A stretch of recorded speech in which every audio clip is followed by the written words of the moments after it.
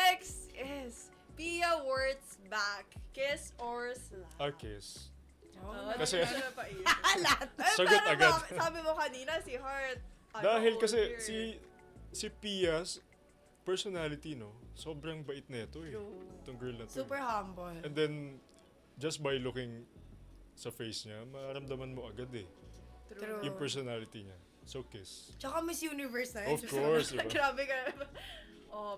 Arte pa ba? Ganda, grabe. Tsaka alam nyo na, balitaan ko parang she's one of the humblest queens daw sa beauty pageant world. Totoo naman.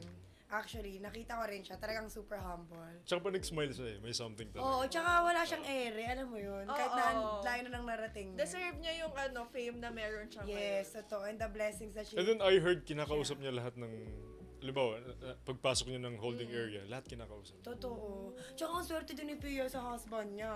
Ay, of course. Si Jeremy Johnson.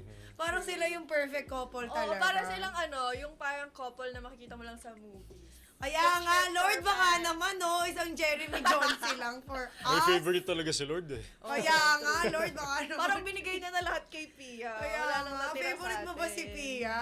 Ay, si Lord? Ay, si Pia, Lord. Manatiling nakatutok sa Abante. Sundan kami sa aming mga social media accounts. At huwag kalimutang mag-subscribe sa aming YouTube channel. DWAR Abante Radio para sa mga eksklusibong balita.